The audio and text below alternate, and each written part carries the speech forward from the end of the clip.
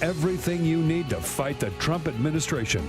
This is The Bill Press Show, live at youtube.com/The Bill Press Show.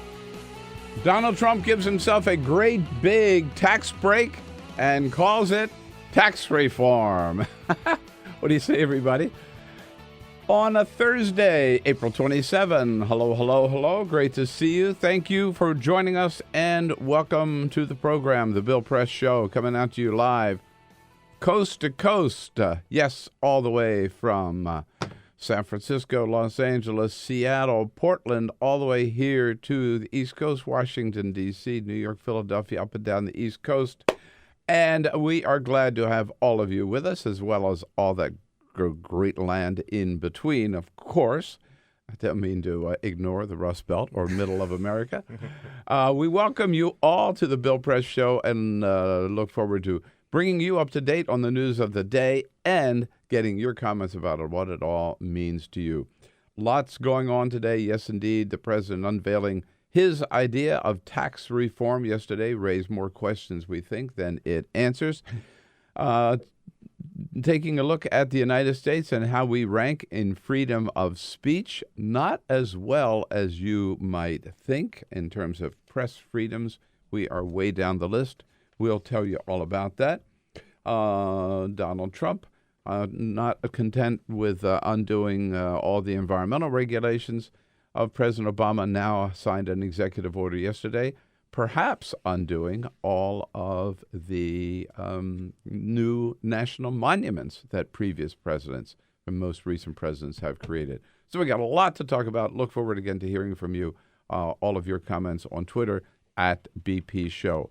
And we'll get right to all of that. But first, this is the Full Court Press. Just a couple of other stories making news here on a Thursday. yes. The continuing saga of United Airlines carries on. Yeah, well, their CEO gave an interview with Lester Holt yesterday, and he says they are going to make some changes. They're going to raise the limit of payments to customers who give up their seats. So, they'll buy their seat back from you, right? So they'll usually give you a couple $100. Well, it was $800 for the guy, the doctor that dragged off the plane. They're raising the limit now to $10,000. They will offer as much as $10,000.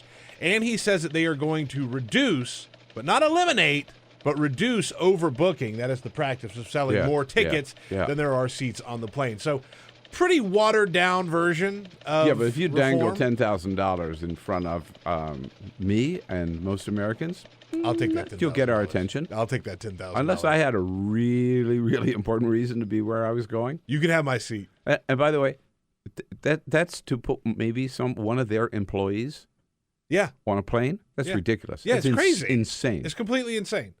Yesterday, the White House, we're going to talk about this, that Stephen Mnuchin and Gary Cohn came out to the press briefing and talked a little bit about the tax plan. Well, the White House emailed out a transcript of the briefing. And the title of the email that they sent out, Briefing by Secretary of Commerce Stephen Mnuchin and Director of the National Economic Council Gary Cohn. Briefing by Secretary of the Commerce Stephen Mnuchin. Yeah, Peter, let me remind you, it is the year of 2017 and Donald Trump is president. Facts do not matter. Facts do not matter. Yeah, he is not the Secretary of Commerce. In fact, he is the Secretary of the Treasury. Even the White House doesn't even know what his title is, apparently.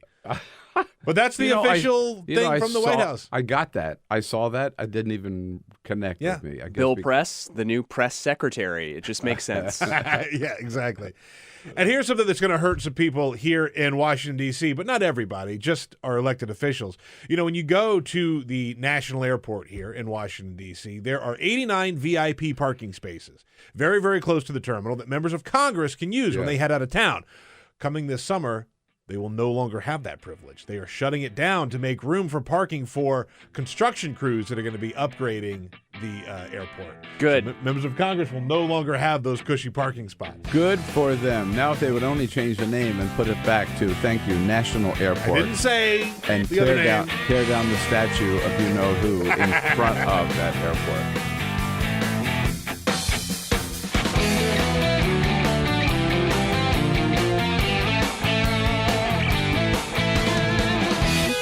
On your radio, on TV, and online. This is The Bill Press Show. Hey, how about it on a Thursday, April 27? Hello, hello, hello. Great to see you. And thank you for joining us, The Bill Press Show. As we boom out to you nationwide, coast to coast on the Young Turks Network, every platform we can get on YouTube, youtube.com/The Bill Press Show. Check us out, sign up, and become a subscriber to The Bill Press Show.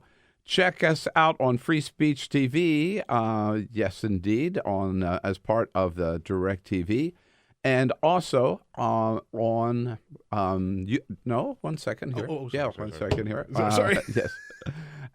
And joining you also on WCPT out in Chicago. Our podcast, too. You can always check that out by going to either iTunes or BillPressShow.com and hear our podcast anytime during the day, right? All day long. The entire show. And, of course, this is a very, very special day.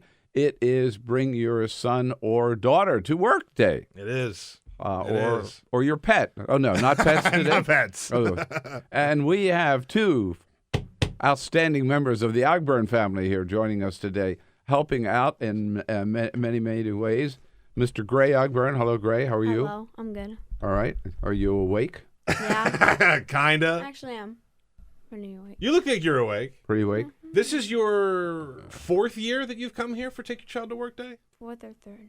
I think it's the fourth. Okay. I think it's the fourth. And he is joined by his brother, Mr. Magnus Ogburn. Hello, Magnus. How are you? Say it into the microphone. Hello. And you've been here before, right? Yeah. Okay. So are you going to go get us some bagels today, Magnus? I wish. Whoa, maybe. Only got a buck. You could go get some bagels. Well, I mean, like, not like literally. You can get a bagel worth $1. Yeah. Go get a bagel. Yeah. Well, you guys have better bagels in Maryland? Why not cheap bagels? No, we got the best bagels in We the got world. the bagels, right down, right. We got very good right, bagels. almost next door, right down the street here. We think we could make that happen. The Bullfrog Bagels, maybe.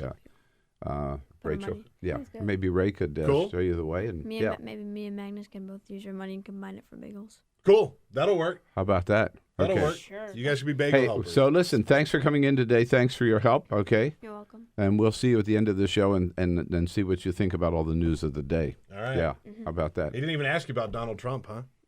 What do you think about Donald Trump? I don't like him. You don't like him? Speak into the microphone. He's mean. He's mean. Yeah. Yeah. That's what my grandchildren say too. They don't like him because he's mean. How about you, Magnus? Are you a big Donald Trump supporter? Of course not. Oh, right. Do you have a "Make America Great Again" hat? No, you wouldn't. You know what Magnus he has? wouldn't wear it either. You know what Magnus has next to his No. bed? He has a signed a little note from Bernie Sanders. Oh, yes. Remember that? Yes, I do. You got him. So. Right. Okay. Get out of here. Yeah. We're all Bernie bros together here. Totally. Yeah. All right. Totally. All right, guys. All right, guys. Good to have you, Magnus and Gray Ogburn here, joining Father Peter Ogburn. And yes, the big news yesterday, Sean Spicer stepped aside to let Steve Mnuchin and Gary Cohn, so Steve Mnuchin, the Treasury Secretary, I know that, and Gary Cohn, the head of the Council of Economic Advisors, to unveil this. This was, again, Donald Trump's effort to say, look at all we've accomplished in the first 100 days. My God, we even got tax reform done. No, they didn't. They didn't. They said they gave out their wish list yesterday, but that is a long way from reality. But even the wish list raises lots of questions. Steve Mnuchin says, of course, that here is the biggest tax cut ever in the history of humankind. This is going to be the biggest tax cut and the largest tax reform in the history of our country, and we are committed to seeing this through. Actually, that's what he said. That is not true. Ronald Reagan's tax cut was a whole lot bigger, but of course, with everything is the biggest. Starting with the inaugural crowd, and Gary Cohn, for his part, saying, one of the things that we do is we cut the tax rate. You can get your taxes down to one page. Everybody's always been talking about that. Now they're promising it too. It's never been delivered. It's not going to happen. But we also take all the different tax brackets and boil it down, Gary Cohn tells us, to just 3. We are going to cut taxes and simplify the tax code by taking the current 7 tax brackets we have today and reducing them to only 3 brackets. Oh, a 10% bracket, a 25% bracket, and a 35% bracket. The only thing is, they would not tell us yesterday how much income you have to get into each bracket. They haven't figured that out yet. So again, it's just a shuck and jive. And then, of course, surprise, surprise, Paul Ryan loves this plan. Pro-growth tax reform means that we will have lower rates. We will have a simpler tax code with fewer brackets, and we will have an IRS that exists only to serve the taxpayer. For the Democratic side, not so much love. In fact, they point out that really all this does, and we'll get into that more in just a moment, is raise taxes, cut taxes for the very, very wealthy. Here's Congressman Joe Crowley from Massachusetts. The plan to help the wealthiest in this country, the wealthiest corporations in the world, at the expense of our nation's deficit. So it is a tax cut for the rich, if you look at it, which Huffington Post detailed yesterday. And how will this impact Donald Trump's taxes is a big question. Remember way back during the campaign, Donald Trump was very, very clear. He wouldn't hesitate, he says, to raise taxes on his buddies and even himself. Here he is, April 2016, talking to Savannah Guthrie on the Today Show. Do you believe in raising taxes on the wealthy? I do, including myself. I do. Ah, there he is. So he's even, he says, going to raise taxes on himself. Here he does just the opposite. And Peter Alexander, this is again how evasive they are when it comes to the facts. But Peter Alexander from NBC yesterday probing Treasury Secretary Steve Mnuchin about how Donald Trump and how the Donald Trump empire will make out under these big tax cuts. Will the president end up paying more or less taxes as a result of this plan? Well, let me just comment. I can't comment on the president's tax situation since I don't have access to that. Okay. I can't comment on that because of course he won't release his tax returns. It is in fact a big windfall. So here's what the plan, the main elements of the plan. And how it would benefit nobody but the wealthiest of Americans. It basically does 3 things. The first one is it eliminates the so-called death tax or the estate tax. So remember, this is not a death tax, right? Of course, because the people who die don't pay the tax. This is a tax on people who inherit enormous amounts of money. All right. Now, here's what I mean by that. If your parents happen to be wealthy and they leave you their estate, up to $5.5 million, you don't pay any taxes at all. You pay taxes on anything above $5.5 million, and you pay at 16%. By the way, this is money that's coming to you as a great big gift, right? You haven't done anything to earn that money.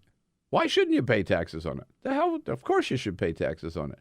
I mean, this is not people who sweat for a living pay taxes maybe at 25 or 30%, right? Depending on how much money they're making.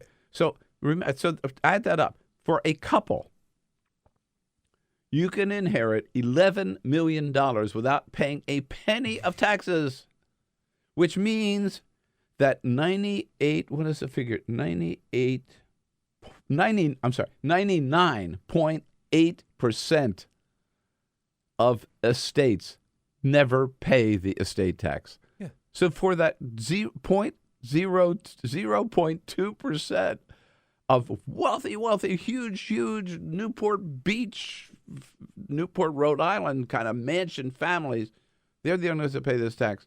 And the Republican Party is going to get rid of it, which will cost the Treasury, by the way, about $300 million. Yeah, it's like the arguments against this, right? This is crazy. Is okay. You're penalizing somebody who's trying to pass on something to their children, right? And like you work hard, you make a lot of money, you want to pass on millions and millions of dollars to your kids. God bless you. That's absolutely fine. Right. But if you were alive, right, you can't just hand over that much money to somebody without paying taxes on it. No. So why should you be able to do it in death? Right. And by the way, you got that much money, give it to charity. Give it to art, give it to your local university. Give it to the art museum. Give it to the Red Cross. But I mean, how much money can you give your kids anyhow? Right. Shit. Make them work for a living. Sorry. But at any rate, you've been hanging out with Tim Ryan too much. I have. Oh yeah, I have. That Youngstown speak. Yeah, right. This is again the tax reform to benefit all Americans. That's what they said yesterday. No, it doesn't. All right, so that's number one. The second thing. Remember now, Obamacare is paid for by a new tax that the President Obama put in place, a tax on stock market transactions, a tax of 3.8% when people trade on the market. They eliminate that entirely. So two things. Number one, that knocks the socks out from Obamacare. Knocks it right because the money to pay for it is not there. The money to pay for the subsidies that most people who are on Obamacare enjoy is gone. Number one, and two, who owns most of the stocks? Most of the stocks are owned, and who's doing all this trading on Wall Street? Mostly the wealthiest of Americans. 90% of that tax cut in the Trump plan, 90% of it would go to Americans making over $700,000 a year. All right, so you got it? So if you are in the category where you can inherit $11 million, over $11 million, they're going to take care of you. If you're making over $700,000 a year, they're going to take care of you in this plan. Number one. Number two. And number three, the Trump plan, as we know, would cut the corporate tax rate from 35% down to 15%, cut it by more than 50%. And, of course, who's going to benefit from that? The people who own the stocks in these corporations. And for the most part, they are, again, the wealthiest of Americans. And the corporate profits, where they won't have to pay taxes, the profits will be higher, and the profits will go either into the pockets of the CEOs, who already make obscene salaries, or to the wealthy people who own shares in those stocks. So basically, who's going to benefit most from this so-called tax reform? The very wealthiest of Americans, once again. And especially Donald Trump and the Donald Trump empire, who will benefit hugely from this. So this tax reform, I mean, two things. Number one, again, Donald Trump saying, I'm going to do this, is not doing it. It has to go, first of all, it has to be introduced in legislation. Secondly, it's got to go all through the House, all through the Senate, and face that army of lobbyists who are going to be tearing it apart here on Capitol Hill. So don't chalk this up on an accomplishment or an achievement of Donald Trump in any way as part of his first 100 days. And also, when you look at it, it is nothing but a gigantic benefit for the wealthiest of Americans. And again, it does raise a lot of more questions than answers. For example, and Steve Mnuchin and Gary Cohn yesterday refused to even answer these questions or even take a stab at them. How much is this going to add to the deficit? Who knows? They won't say. How much is going to add to the national debt? Who knows? They won't say. They argue that this is going to pay for itself. Actually, it's going to pay for itself because this is the old line that we have heard so many times. Don't fall for it again. It'll generate so much growth in new jobs and new income and new revenue that it'll more than pay for itself. You know, Ronald Reagan said that. And he sold that line to the American people, and he ended up having to raise taxes twice on all Americans because it got his tax cuts got us in so much debt. I saw an article this morning. The growth rate, which is now about roughly 2%, or a little lower than that, I believe. I have to double check it.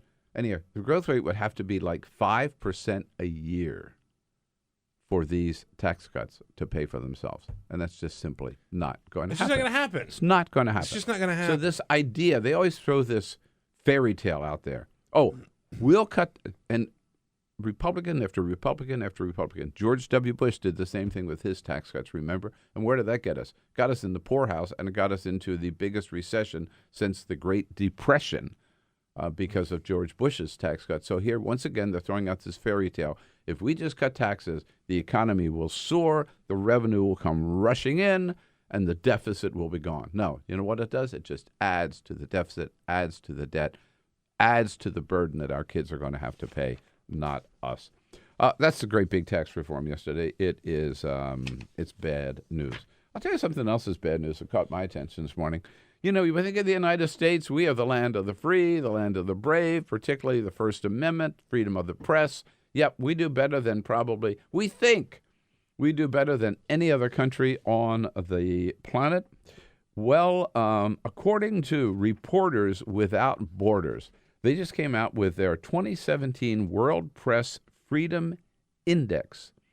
And they found the United States today among countries offering press freedoms ranks actually number 43.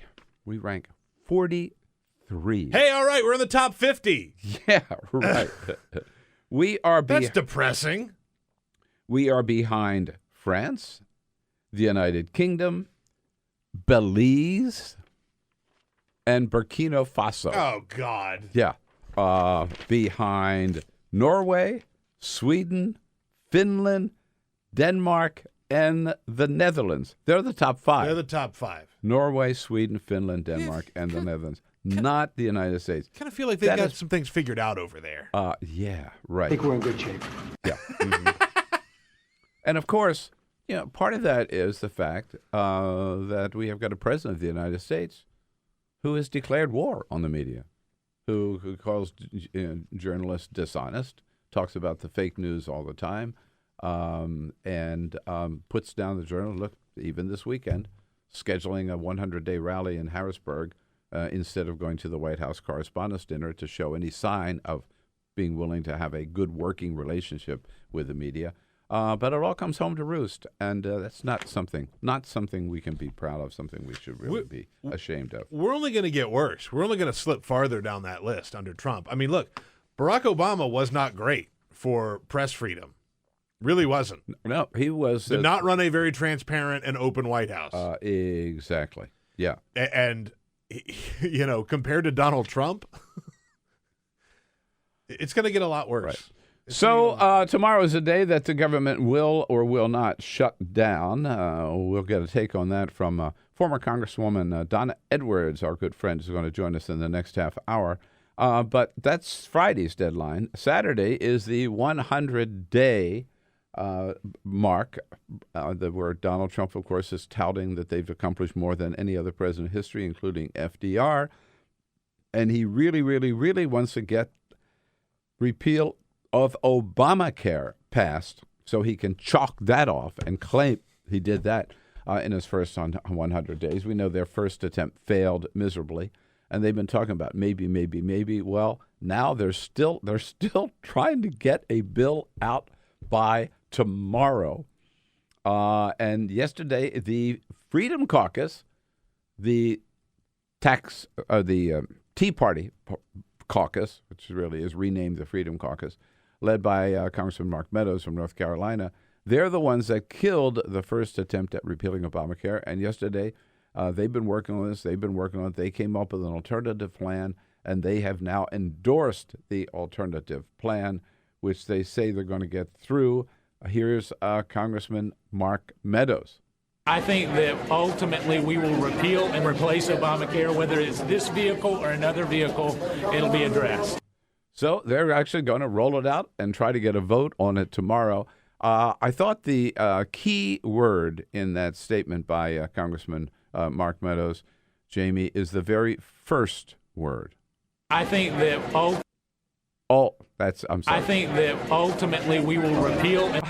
Fourth word. I think that ultimately we will get the repeal. You notice he's not really promising that they're going to do it tomorrow.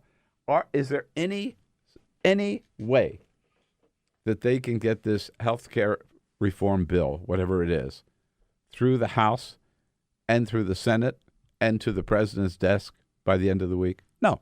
I mean, no. Who are they kidding? Who are they kidding, right? But they're going to try. And here's the gist of this bill that the Freedom Caucus is willing to endorse. Okay, they're not. It says they will not repeal Obamacare in this legislation. However, they will give states a waiver, and under that waiver, states can opt out of Obamacare, and states can tell insurance companies, you can sell any piece of crap you want in our state. You don't have to allow young people up to the age of 26 to stay on their parents' or health insurance policies. You don't have to accept people who have pre-existing conditions. You don't have to allow people unlimited amounts of money if they get a really serious illness. In other words, you can put a cap on how much you will pay them if they get sick and drop them. In other words, all the good parts of Obamacare, states will be able to jettison, drop out of, and then allow insurance companies to offer really do-nothing, crappy plans for a lot less money, right? But no protection at all. So, in other words, it's repeal under a different name is what it really is. Yeah. So Republicans have back again. I think they face a real tough decision, most of them. And by the way, we have no idea. Okay, so because of this giveaway plan, the extreme right wing, the Freedom Caucus is willing to endorse it. We have no idea how many votes, however, that they will thereby lose from the so-called Tuesday group or the centrist or the moderate Republicans. So it's unlikely, even this plan, now with the Freedom Caucus on board, then they lose the rest, that they're going to be able to get this through the House. But even if they do, they're going to face the wrath in 2018 of 22 million Americans who have health insurance now for the first time in their lives under Obamacare who are going to be thrown out in the cold. And if that's the risk they want to take, then full speed ahead. Right. Like, it cannot be stated enough that this whole debacle over repeal and replace had nothing to do with Democratic legislators. Nope. Not one. It was all Republican. And it wasn't just like one little issue. It's not like, well, if we get the Freedom Caucus on board, then we're going to get something done. You've got the Freedom Caucus that wouldn't come on board with anything that was short of total repeal. And then you have these centrists. And so they're not going to go for this. They're just not. No. The fact that they got the Freedom Caucus on board with some version of this is a step forward for them if they want to repeal and replace. But it's not the end of the line. Right. They're not going to get these centrists to come around and vote for this. It's just not going to happen. Nope. And therefore, I think Donald Trump was right. His first reaction to the first defeat of the attempts to repeal Obamacare, he was right in saying, okay, we lost that one. Let's move on to the next challenge. Instead, they keep coming back, right? And they're going to retry. They're going to try it again. They're going to try it again. Not going to work. One thing I also hope does not work. Yesterday, the president signing another executive order taking on, of all things, right? Taking on the EPA. They're taking on clean water. They're taking on clean air. Now they're going to take on our national monuments. Trump signing an executive order asking the Interior Secretary to take another look at the Antiquities Act, which is what is used. That's how they create national monuments around the country, and to decide which of these national monuments ought to be thrown away, undone, tossed out. Here is Vice President Mike Pence saying this Antiquities Act, it's just terrible. One of the great federal overreaches of recent decades, the abuse of the Antiquities Act by politicians in Washington, D.C. to grab land and power at the American people's expense. Oh, yeah. Let's go down and let's start out, first of all, like, for example, the Pinnacles out in California, one of the most recent, Congressman Sam Farr's district, one of the most recent national monuments. So what this executive order said yesterday is Interior is going to go through and take a look at every single one of them and decides which ones stay and which ones don't. Okay? I mean, is Yosemite next? Yellowstone next? What's on the chopping block next? Here, for Donald Trump, anything goes. This is one you be very, very, very careful of. And I also think this is one where the American people and local governments are going to stand up and say, no, these national parks, these national monuments are part of our heritage. And by the way, they bring in billions and billions and billions of tourist dollars to local economies every year. Keep your hands off the Antiquities Act. So I hope this does not succeed. As we say, let's catch up on all the news of the day and take a refreshing, maybe outsider look at what's happening down the street here in the United States Congress from a good friend, former Congresswoman from Maryland, Donna Edwards, one and only. She'll be joining us right after this break. Do you believe in raising taxes on the wealthy? I do, including myself. I do. Get social with Bill Press. Like us at Facebook.com/Bill Press Show. This is The Bill Press Show.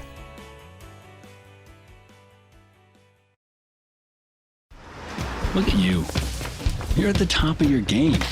At work or at play, you're unstoppable. Nothing can throw you off track.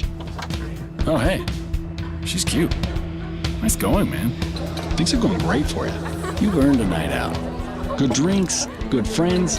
Yeah, we can go ahead and call this a good night. Wait, is that your car? Uh-oh. Not smart. Yeah, I saw that coming. Say goodbye to her. Ouch, that'll hurt your bank account. You're looking at around 10 grand in fines, legal fees, and increased insurance rates. I hope you like eating frozen dinners. Alone. Let's try this again. Smart move. Because buzz driving is drunk driving.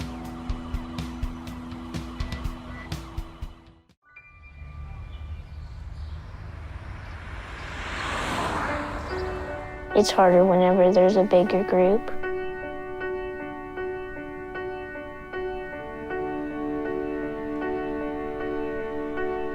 Pretty much a good day for me would be people leaving their hands off of me. I'm always called names. Everywhere that I go, there's always someone calling me names, calling me gay. I've been choked, thrown up against a wall, punched. Nobody's ever tried to help me.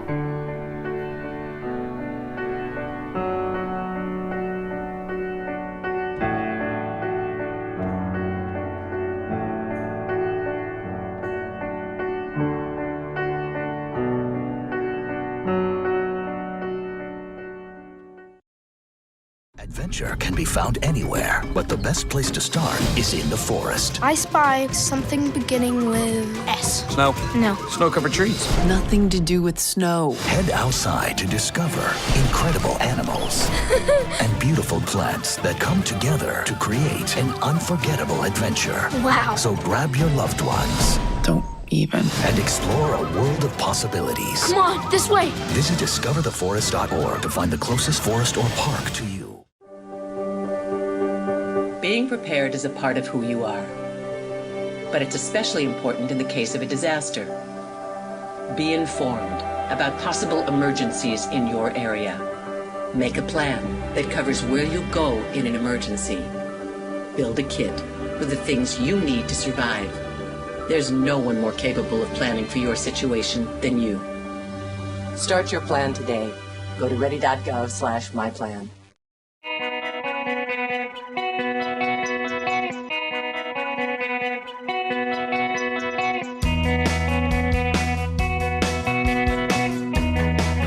Same great show, new great channel. Stream live video at youtube.com/The Bill Press Show. Here we go again on a Thursday, April 27. Hello, everybody. Thank you so much for being part of the program today. Look forward to getting your comments on Twitter at BP Show about the news of the day. We're coming to you live from our nation's capital in our studio right here on Capitol Hill. And We're brought to you today by the International Brotherhood of Teamsters. Yes, indeed, the good men and women of the Teamsters Union doing a great job helping build a better America under the leadership of President Jim Hoffa, whom I'm going to join Saturday night at the White House Correspondent's dinner. He loves that big dinner, loves a big party. And we salute the members of the Teamsters and thank them for their support of the program. Check out their website at teamster.org. We were talking just before the break about the Antiquities Act and this wealth of national parks and national monuments that we have and enjoy as Americans. Here's a good friend who just got back from her own private tour, personal tour of our national parks and monuments. Former Congresswoman Donna Edwards. Donna, great to see you. It's great to see you, Welcome too. back. Thank you. It's good to be back. Is there life after Congress? Well, yeah, there is. 12,000 miles, 20 national parks, dozens of monuments and historic sites, and a lot of great people. That sounds awesome. It does. By the way, that sounds really cool. Yeah, I love that. How long did it take? So I was on the road 3 months. I started out on January 5th. I just got back in time to celebrate Easter with my family. And I just had a spectacular time. And let me just tell you something. They do say the sunrise and the sunset is sort of the same everywhere, but it's really not. Mm-hmm. And so I took lots of pictures of sunrises and sunsets and along rivers and streams and ferry boat rides and, the seaplane to dry tortugas to snorkel and, the whole 9 yards. I mean, and, the cactus in the desert that was blooming because it was the season. I just had a great time. Man. And I'm sure you probably already appreciated, but picked up even a greater appreciation of these magnificent sites that have been set aside for all Americans to enjoy. I really did, and I think it's an amazing thing that's been done in this country. 100 years of the National Park Service, celebrating their 100th year this year, and setting aside these spaces and places for Americans to enjoy. And I met a lot of people out in the parks, a lot of folks, and I had an RV, and so I met a lot of RV people. And I bet they're not all screaming liberals either, right? No, in fact, I very rarely met any liberals. They were mostly Trump supporters and voters. I had a chance to talk, politics and policy, but also what's in your RV and, how do you rig it up? Yeah. So it was really great. Oh, so you come back. What do you make of an effort? So in the first 100 days, among the priorities of this administration would be to take a look at our national monuments and say, well, maybe we have too many of these. Maybe we got to get rid of some of them. Well, I think the American public is just going to go nuts when they hear this. I mean, it was bad enough that in the president's budget, he's cut, almost a couple $2 billion out of the National Park Service. And they really do need maintaining to preserve for generations. And I think when people get a hold of this, they know the parks and the monuments and the sites that are in their states and their neighborhoods. A lot of these places, what I discovered, of course, they are also hubs for economic development around areas. And so that means that there are jobs. There are, service sector jobs, a whole bunch of jobs that are built around, and small business built around these parks, historic sites. And look at you. You pull in your RV, right? You need gas. You need groceries if you're cooking in your RV, or you're out to the local restaurant. I mean, go down the list, right? Right. Maybe repairs, flat tire or something like that. Oh. Lots of consumer goods and services and, facilities that are directly tied to that park, monument, historic site being located sometimes in very, very rural areas. And so it's the only economic development that's around. Bill, I know you feel the same way. I have a complete love affair with the national parks and what we've done with them in this country. And a couple of years ago, Ken Burns did the Big National Parks documentary series. And one of the things that he points out that we don't think about enough is when you think about America, when America was being formed and America was becoming what we are now, one thing that we have that a lot of other countries don't have is just an embarrassment of riches when it comes to beautiful public land. We have some of the most gorgeous, spectacular hiking, sightseeing, just natural wonder here in America that a lot of countries just do not have. And so the fact that we recognized that and said we need to protect this, we need to preserve it, we need to set it aside, let people enjoy it, experience it, is one of the things that makes America great, really and truly. Well, like, it we does, recognize and that. there's great diversity Yes. across the states and these parks, geographic diversity, and it's really important to preserve them. I mean, one of the last things I did, in Congress. Bless you. Got that. Excuse me. One of the last things that I did was working with the president under the President Obama under the Antiquities Act on the Harriet Tubman Memorial on the Eastern Shore of Maryland. And, it tells our history. And so these parks have integrated all of our history into them. So I think America needs to just rise up and stop this. Right. So what is your take on, we really miss your voice in the Congress, so it's great to see you here. And I know you have many exciting things ahead of you. You probably don't even know what they are yet, but we're confident of that. But when you look back in last November, what the hell happened? What's your read on it? I mean, we all thought we were coasting to historic moment, right, with the first woman president of the United States, Hillary Clinton. Nobody, as President Obama said, nobody was better prepared, better qualified to be president of the United States, and then look where we are. Well, I know it's what I expected, and it's what I worked really hard for. I think that, especially in this environment, you can see she would have been an amazing president. But one of the values of getting out on the road and off of the interstates and into local communities and talking to people in diners and in the campgrounds is I discovered some of the reasons why people who would say, I was a lifelong electrician, union electrician, and I cast my first vote for Donald Trump, first time I've ever voted for a Republican in my life. And they would say the reason is because pox on all your houses, that they felt that as Democrats, we had walked away from working people, that we weren't expressing their concerns. Now, I don't believe those things, but I think that there's something that we have to do to bring those people back under our tent. And I'm not talking about the crazy xenophobic, homophobic, isolationists that are out there, but there's a segment of those voters who are people who should naturally fall within the Democratic House. And I think that we have to really focus on that, in addition to making sure that the interests of our base are taken care of too. And what I discovered is they're the same thing.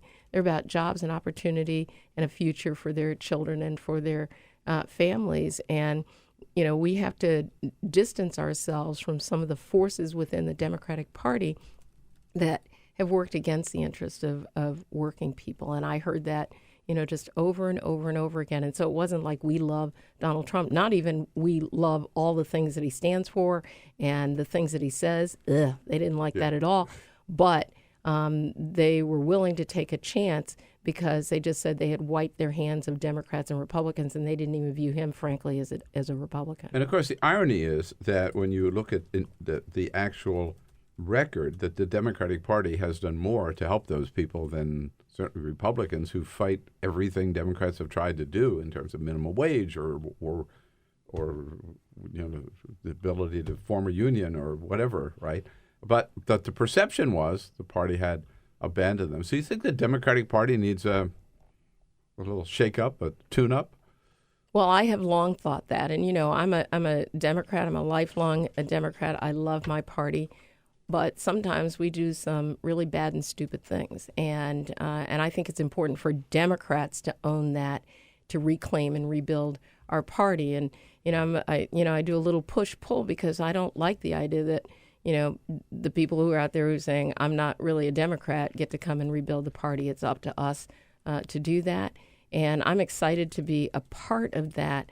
But I think the party also has to have a willingness to make people like me a part of rebuilding our party, growing new leadership. We have to grow new leadership at every single level. The fact that we don't have a bench to call on is not somebody else's responsibility. It's our responsibility. And so we have to welcome young people and people of color and women, and not just give lip service to that, but really open up the doors of opportunity for leadership in our party. You mentioned women. One of the things that we were talking about the other day was that there are so many young women coming forward today, particularly like after the Women's March on Washington. The Emily's List reports there were 11,000 in that range, right, over, who got in touch with them and said, "We're so inspired. We want to fight back, and we want to run for office, school board, city council, kind of whatever." So, and you as a young woman in Maryland stood up and won a congressional seat. What do you tell them? Well, I'm excited about that prospect. I mean, I had a brutal experience, frankly, running for the United States Senate, and that experience didn't come from Republicans; it came from Democrats. Yeah, and so I think that we really have to be smart and open and willing to open the doors of leadership. And in some ways, it means that some of our elders have to be willing to say, you know what, it's time for me to mentor and step aside. And there's a patent unwillingness to do that. But I think, this is going to be a banner year for women, 2018, 2017. Yeah, look, I mean, we talked about the year of the woman. Was it back in 1992, wasn't it? Here we are again. When Barbara Boxer and Dianne Feinstein ran, which was amazing, right? But now just the numbers are so much greater. The opportunities are so much greater. Right, and at every single level. And so I love it that I helped a young woman, Muslim woman, get elected to the school board out in my county, in Prince George's County. Yeah. And it was like amazing. And then the young people came up and they were voting. Yeah. And so there's great opportunity for us to grow and build and develop our party at every single level. And then we don't have to worry about, do we have somebody who's ready to run? Right. So with a little distance, I don't know, you've been on the road, whether you've even had a chance to keep up with what this gang down the street is doing. What's your take on this? What is it, 115th Congress? Yeah, I mean, I think for Congress, I mean, Republicans in Congress have to decide whether they want to govern for all of us or not. And I think that they have been greatly challenged in that. You just look, for example, at this move now to push yet a second push at health care, where you preserve the health care of members of Congress for pre-existing conditions, but you get rid of it for the rest of us. Or you give the states the ability to get rid of, jettison all of the good stuff in Obama. Right, and so I think that, and you look at the numbers now for the Affordable Care Act, for Obamacare, and they're like off the charts because people want to have health care, and when they're working day to day and they don't have health care and they have to worry about that just adds a layer of concern onto their lives. And Republicans, they don't figure it out. We're going to figure it out in 2018 anyway. Right. It's a big gamble for them. I mean, look at all the people that signed up. I mean, you're absolutely right. The numbers for Obamacare, it's more popular than ever before because people realize, oh my God, right? I've got this for the first time for me and my family, and now they're going to take it away and replace it with, well, who knows what. And now that the release of this sort of bullet point tax plan, I'm not calling it tax reform because it's not reform. I mean, it really is a tax cut. It shifts the burden significantly away from people with wealth and gives it to them and takes it away from working people. And so for me, that is really a non-starter because the problem with our tax code is that, people on the lower end are burdened way too much. It's not that we need to give more relief to corporations and to wealthy people because somehow they're going to put that into the economy. We have no evidence over the last 20 years that when a tax cut like that happens, that it goes back into the economy to grow and strengthen our economy. And so since we have no evidence of it, we shouldn't be doing it. No, let's not call it reform. Call it what it is. Call it the bullet points for a tax plan that places the burden for all of our economy on working people. I mean, it's very similar, isn't it, to what George W. Bush did in his first couple of months, right? This $1 trillion tax cut benefiting the wealthiest of Americans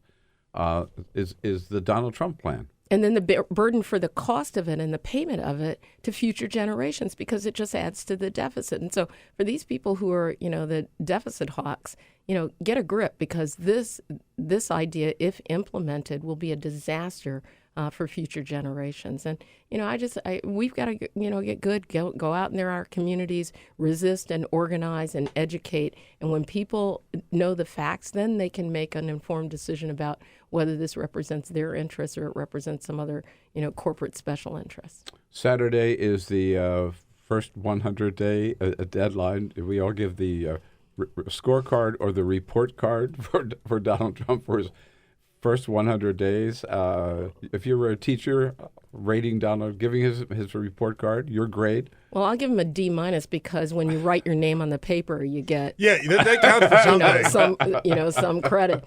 But his 100 days, frankly, feels like 100,000 days. Doesn't it though? Oh yeah. Seriously. No. I mean, it's exhausting every day. It's exhausting, so it already feels like a long, bad 4 years, doesn't it? It does. But we can't get tired by that. I mean, I think it would be easy to get tired, and we can't because there's just too much every day. And I think the more that comes out about the Russia stuff and what is an evidence of, Russia all throughout the transition, the early days of the administration, and on top, and then the profiting off of being in the White House with the children and Donald Trump, making a profit off of sitting in the White House. And so there's a lot to talk about, a lot to work on, but we have to stay focused and fight those fights and not get tired. Whatever happened to infrastructure?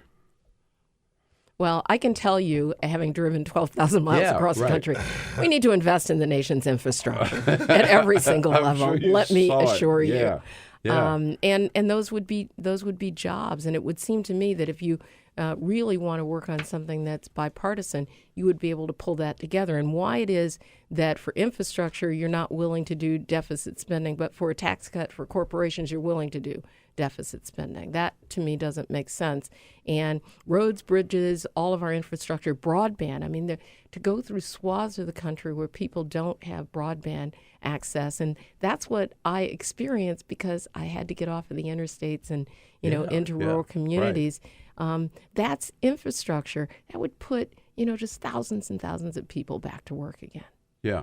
Now, when you think about and infrastructure, which was so much a part of Donald Trump's chatter, right, and rhetoric during the campaign, we haven't heard about it since he's been sworn in. I mean, there's been not even a BS kind of tax, quote unquote, tax plan statement about infrastructure. It's just sort of disappeared off the map. And to me, Instead, it's a no-brainer, and it's an easy one where you could pull Republicans and Democrats together, and he just hasn't done it. I mean, if you wanted one thing that you could actually achieve in terms of not just a press release, but a bill bipartisan and on the president's desk, it would have been starting with infrastructure, it seems to me, right? Because Democrats were willing certainly to talk to him. And I mean, it's a challenge because we view it as investment and they view it as spending. I mean, there's like a fundamental sort of disagreement there, but we should be able to find the money to do it. And it shouldn't be repatriating money that, is tax dollars it should be paid for. So I think that is something that maybe they'll come back to in the absence of having failed to do anything. And all of this stuff that's the noise about what's going to be passed in the next couple of days to make the 100-day mark or next week to, it's never going to become law. Healthcare is not going to become law. This tax, plan that they have is not going to become law. They need to focus on some things that are going to become law. Right. I remember former Congresswoman Donna Edwards here with us in studio. Jordan Fabian covers the White House for The Hill. He'll be here at the top of the hour, bringing us up to date on what he saw yesterday at the briefing with Steve Mnuchin and Gary Cohn. I remember one of your responsibilities in the Congress was red to blue, right? Or even purple to blue, getting out there and recruiting candidates for Congress to turn some of these districts around. Of course, that need still exists, right? What do you see looking ahead of 2018 and 2020? And are you still part of that as a private citizen now? I'm not, but I have to tell you, I do get calls all the time and emails from people who are. All around. I did, and people who are thinking about running, and especially women who are thinking about running and just want a little bit of advice. Look, I think that we are going to have just a banner year we already are in terms of recruitment. The folks that are doing that at the Democratic Congressional Campaign Committee are really on that. But we do have to look for a wide range of candidates. We do have a really a big tent, and we should.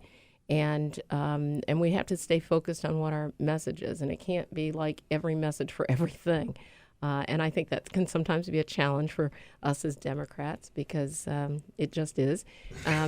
But I think we're going to have a banner year. And look, there are 23 seats that are held by Republicans where Hillary Clinton won those districts.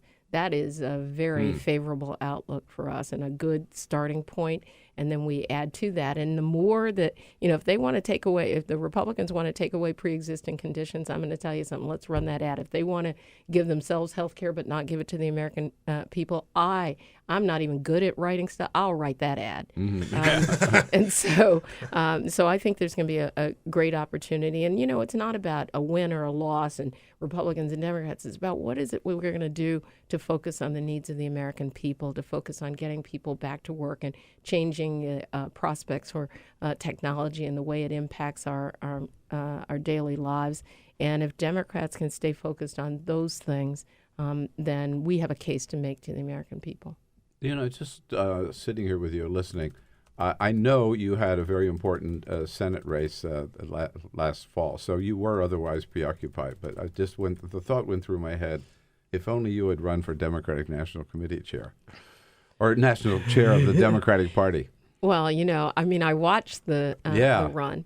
I do think that just too soon for you to jump into something like that. It is, I'm sure. But I think that we have a need in our party to expand the range of voices that speak for the Democratic Party, and I hope we can find that range.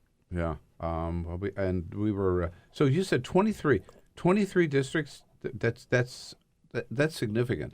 That Republicans Hillary, now hold, right. But Hillary won their district. That's right. So that is a great opportunity for us to flip some of those districts, all of those districts, and to make the play for winning the majority back for the American people. That's the place to start, right? Getting a strong Democrat in every one of those districts and then pouring some resources in. That's right. And picking up as many And of my those understanding, the fundraising for the Democratic Congressional Campaign Committee is like going off the charts. They're raising money. And so we'll have but you know what? Just look at the race in Georgia, how much money John Ossoff had just pouring into that race for a Republican seat, Republican district. $8 million. $8 million. Ludicrous amounts of money. But we have the ability to take that money and to put it on the ground where it belongs. And this strategy of just focusing on, buying television and stuff, it's just not going to work. We need to be on the ground, organizing on the ground, and turning out our voters. And in many of these districts, the way that Hillary Clinton lost, even though she won the popular vote, was in some places we needed to be on the ground organizing and turning out our voters. And so we have the capacity to do it, we have the energy to do it, and we're going to have the candidates to do it. So what's next for Donna Edwards? Not one clue. Not one clue. You sound like most kids just graduated from college. What are you going to do now? I have no idea. The thing about having, run and even having lost is that there are plenty of people who come to you and tell you about the next thing that you can run for.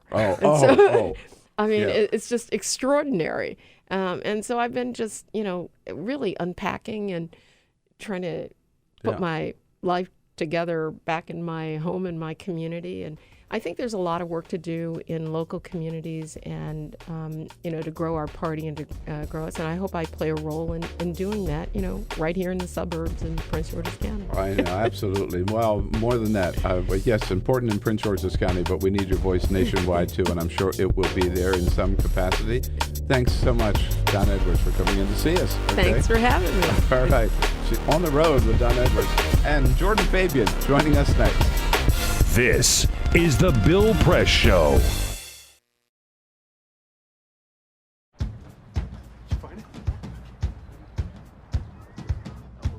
You taught him how to hit a baseball. Just like that. Say hi. How to hit a receiver.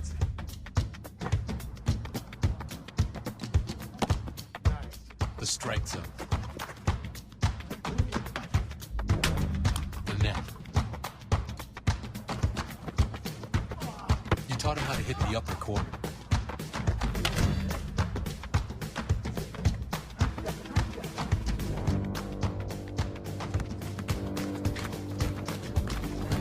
You even taught him how to hit the open man.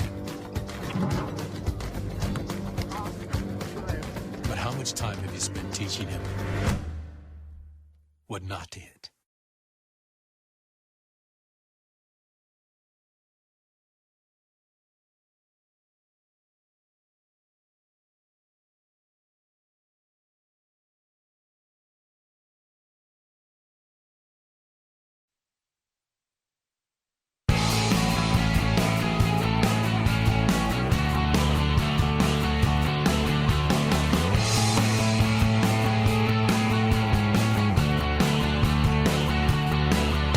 Giving you everything you need to fight the Trump administration.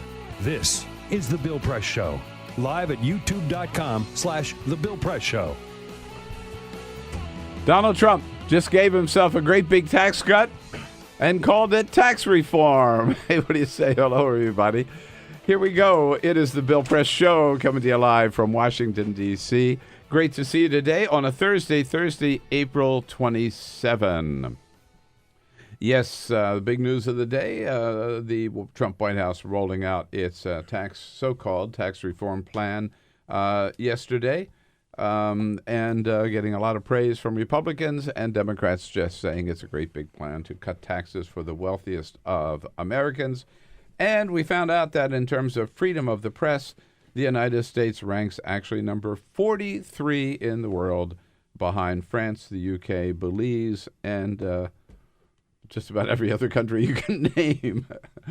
We'll bring you up to date on all the news of the day, especially what's going on down at the White House, with a good friend who covers the White House for The Hill, Jordan Fabian, stepping in this morning and joining us in studio.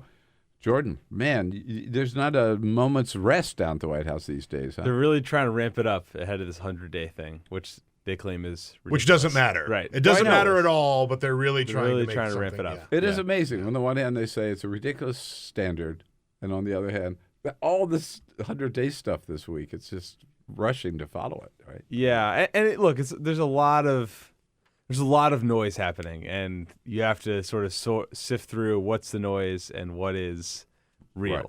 So sifting through the yes.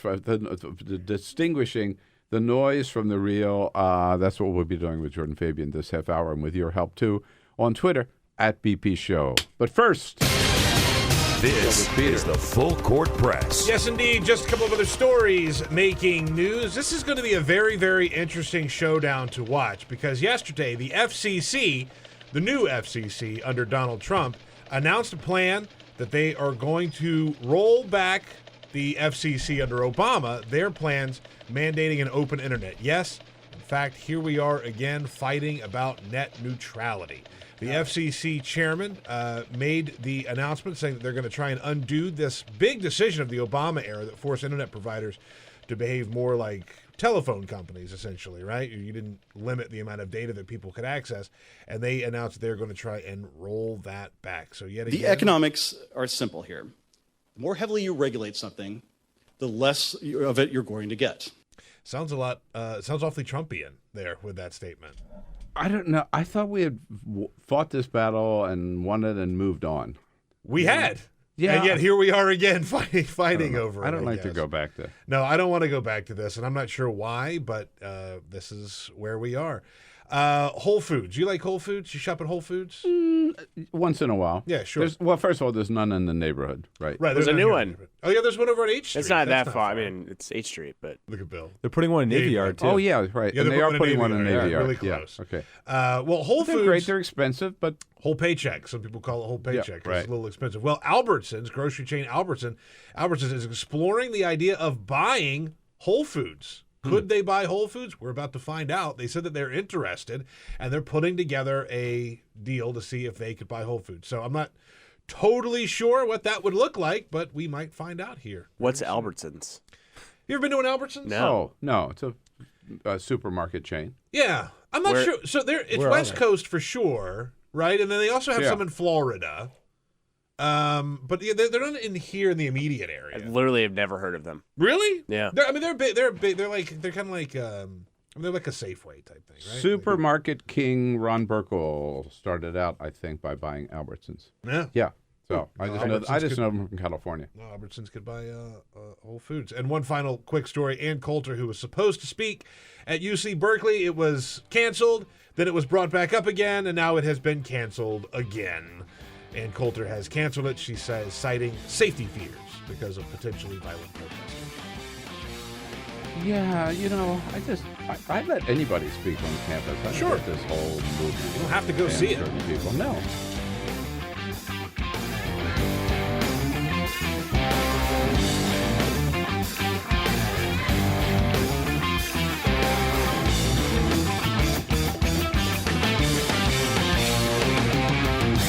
On your radio, on TV, and online. This is The Bill Press Show. On a Thursday, April 27, hello, and welcome to the Bill Press Show, coming to you live from our nation's capital, Washington, D.C., our studio on Capitol Hill, with the news of the day here from Washington, around the country, and around the globe. Bringing us up to date on events at the White House is Jordan Fabian, senior White House correspondent for The Hill. Jordan, there yesterday when Sean Spicer kind of stepped aside, brought out Steve Mnuchin, the Treasury Secretary Gary Cohn, head of the Council on Economic Advisors, and Steve Mnuchin, Jamie, telling us that this tax proposal they were rolling out, it amounts to, well, the biggest ever. This is going to be the biggest tax cut and the largest tax reform in the history of our country, and we are committed to seeing this through. So is it both biggest tax cut and biggest tax reform when you actually read or take a look at it? Well, I mean, there are significant tax cuts. I mean, no doubt about it. These are big tax cuts, and if the entirety of this plan goes into effect, it would be a significant rewrite of the tax code. The problem is that we only have this one-page outline from the White House, which I think is a little over 200 words, and there's a lot that needs to be filled in. So there's a lot of details that we don't know about, like how the government is going to pay for it, how it's not going to blow a giant hole in the deficit. That part is sketchy, to say the least. And that's going to be one of the biggest flashpoints in Congress. So if they do want to get the biggest tax reform in history, they're going to need to start filling out those details. Why would they roll this out yesterday when there are still so many blank spaces, if you will? Well, like we were saying at the top, there's this huge urge to do a lot this week with the 100 days coming up.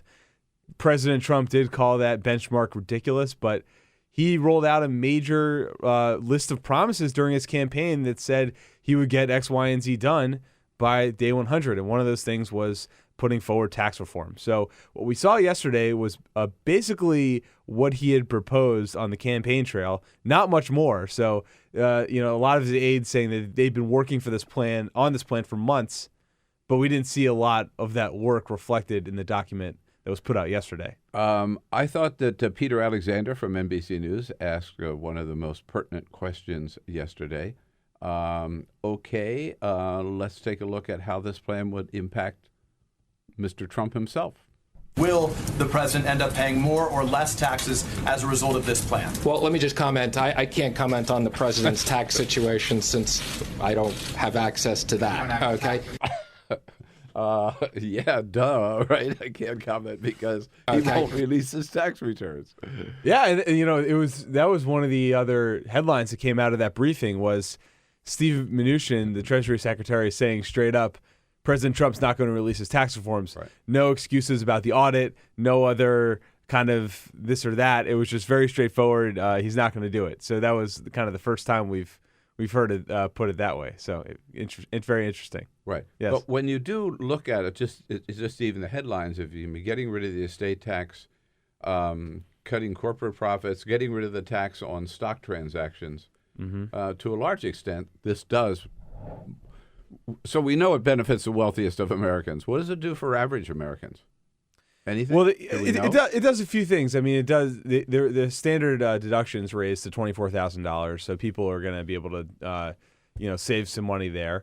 There's a few other things they're promising that are like in very broad terms, like some kind of like child care tax benefit, but that's not really spelled out. So who knows? Right.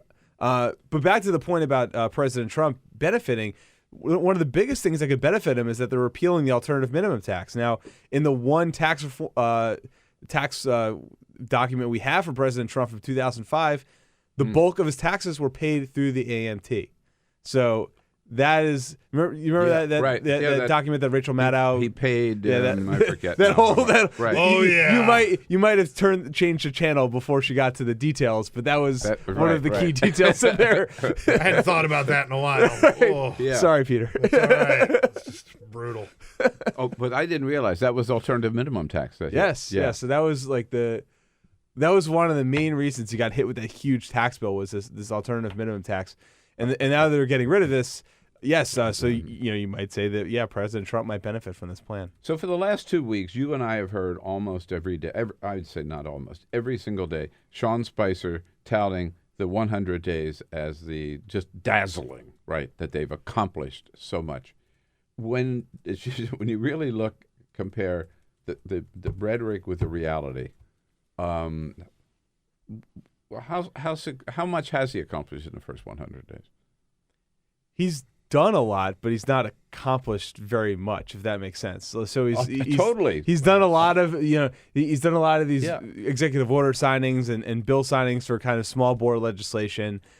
He has no major legislative accomplishments under his belt. Now, the Congress may vote on health care this week, but forget it. I think that's a long shot.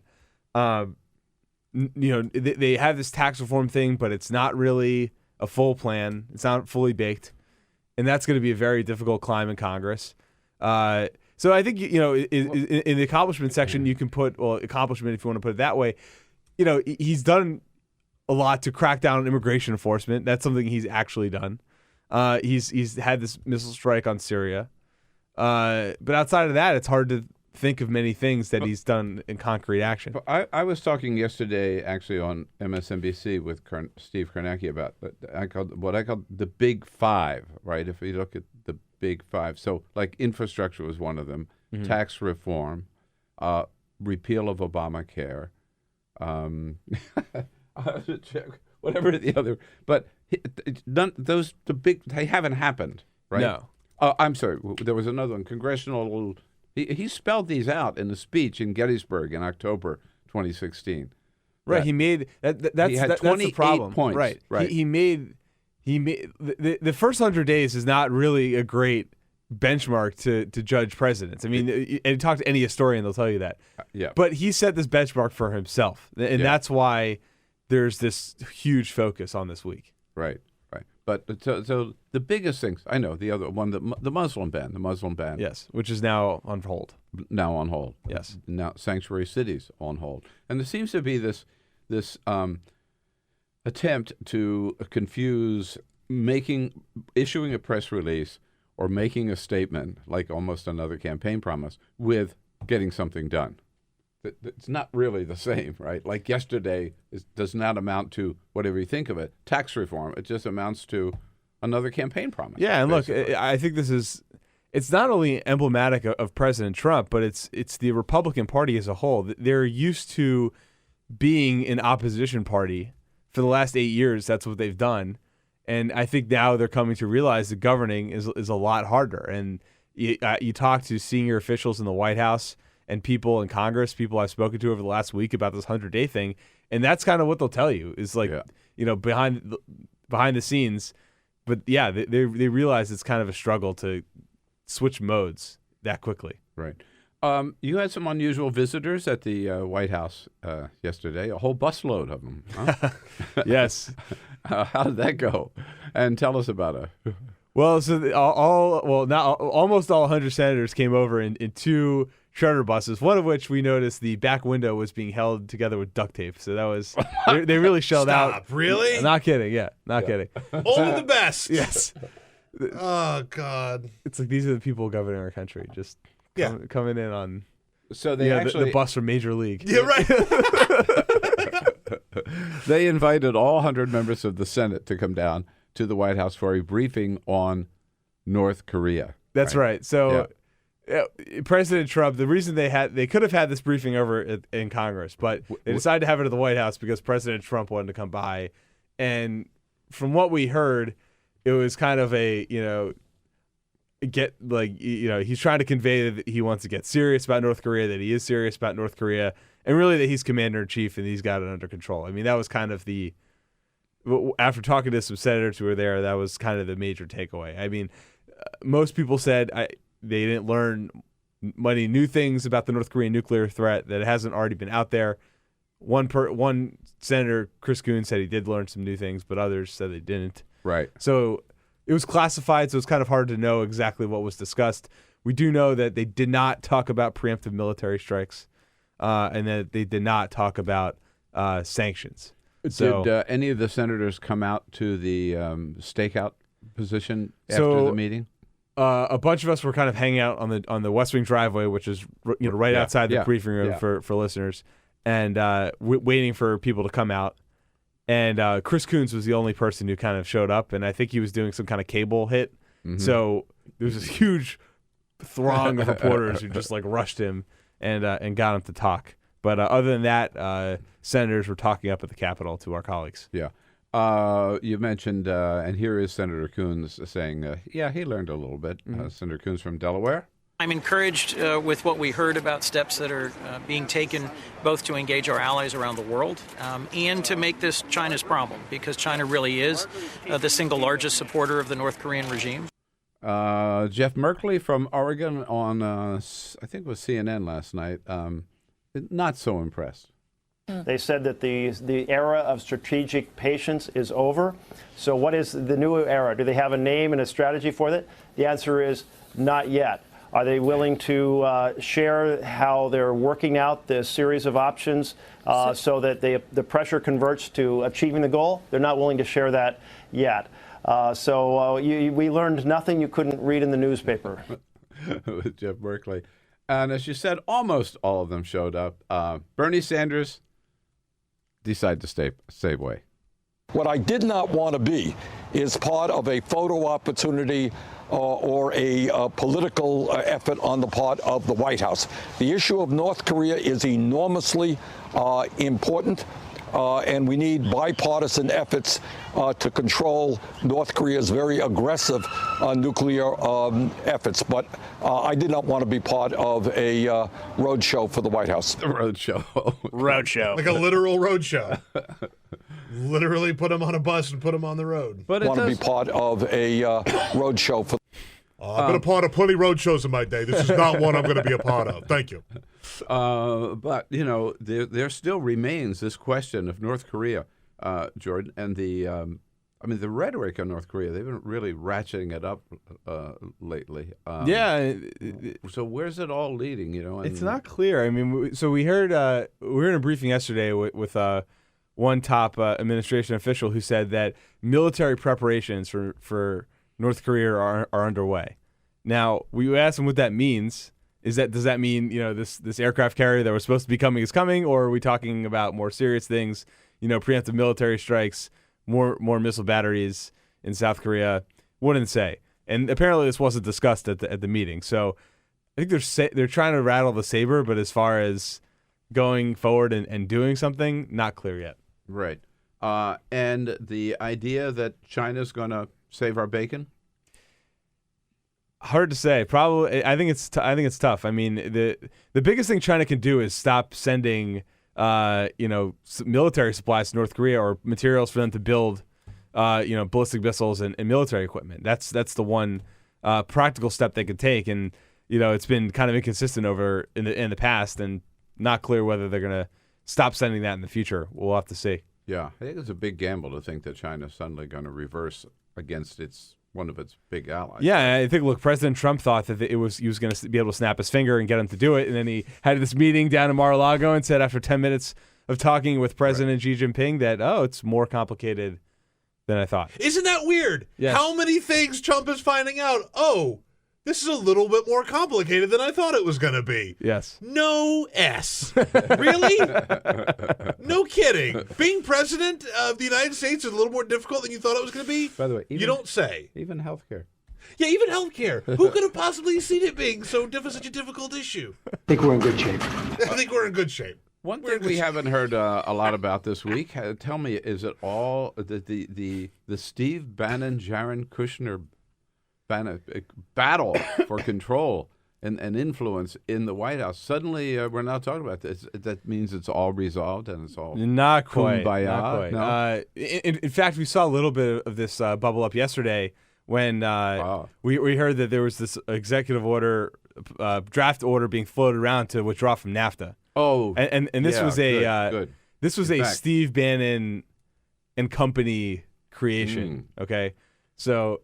And the fact that, I know President Trump came out last night and said that he agreed not to withdraw for now, but the fact that was even put on the table, I think, was a win for Mr. Bannon. Obviously, the Jared Kushners and Gary Cohns of the world don't think too kindly on pulling out of NAFTA. We have tweets. So we have tweets. We have a little breaking news. Yes, he has tweeted. This is a Bill Press Show breaking news update. Yes, indeed. Yes, indeed. As of about an hour ago, Donald Trump, 2 tweets on the NAFTA situation. He says, quote, "I received calls from the President of Mexico and the Prime Minister of Canada asking to renegotiate NAFTA rather than terminate.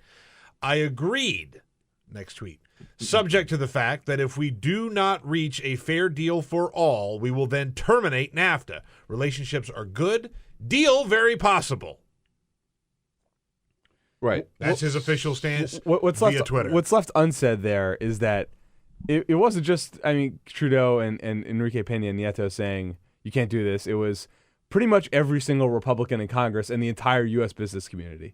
So if President Trump had gone out on a limb and withdrawn from NAFTA, that would have been a major blow up within his own party. Okay, Huge. so that's the part that he left out there, and that's important for going forward.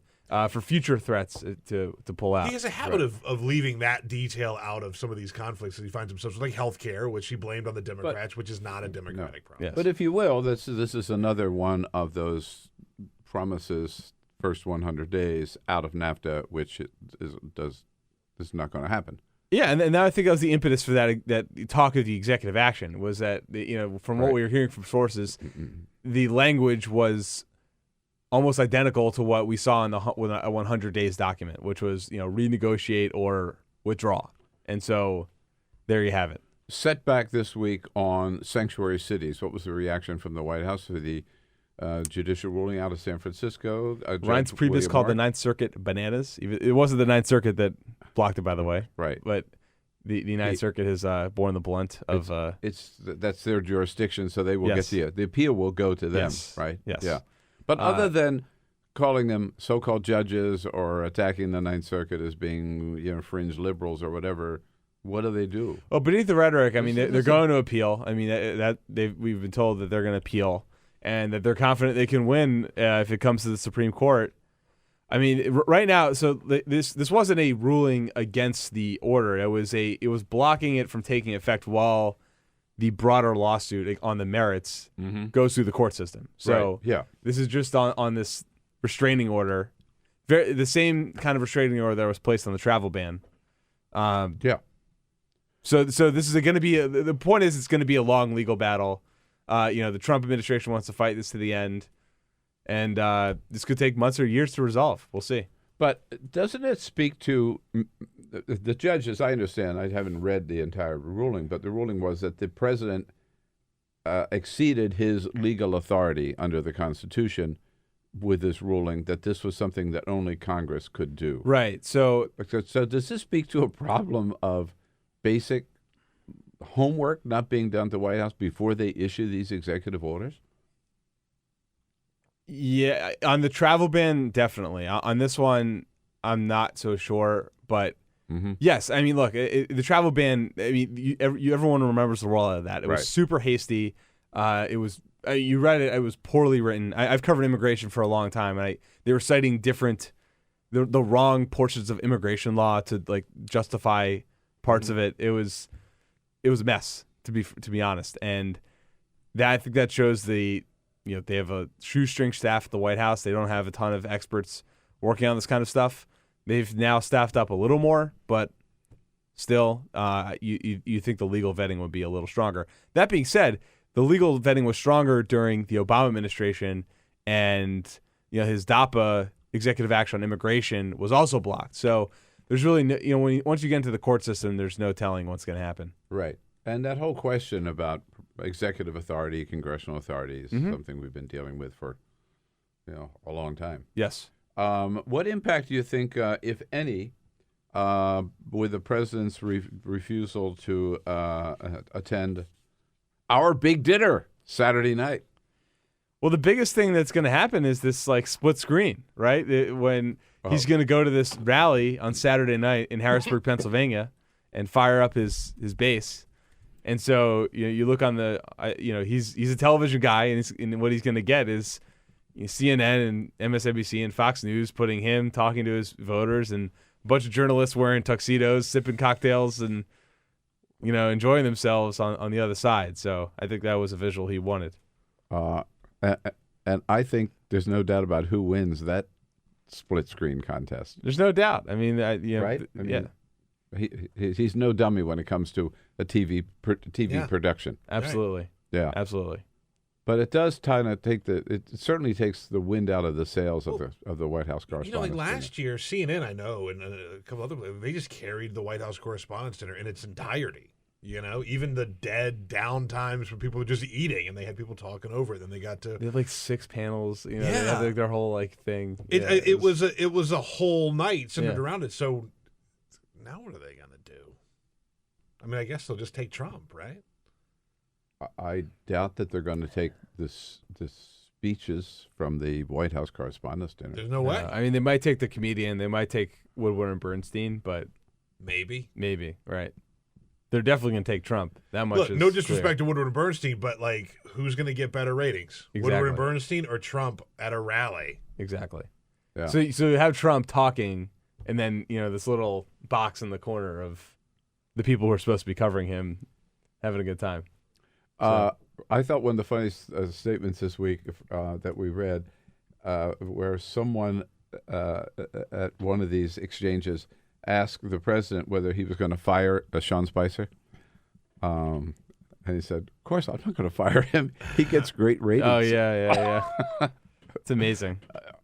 It's in a lot of respects, that's that the press briefing situation is like a television show. I mean, remember the Gronk thing last week? Do you remember that? Yeah.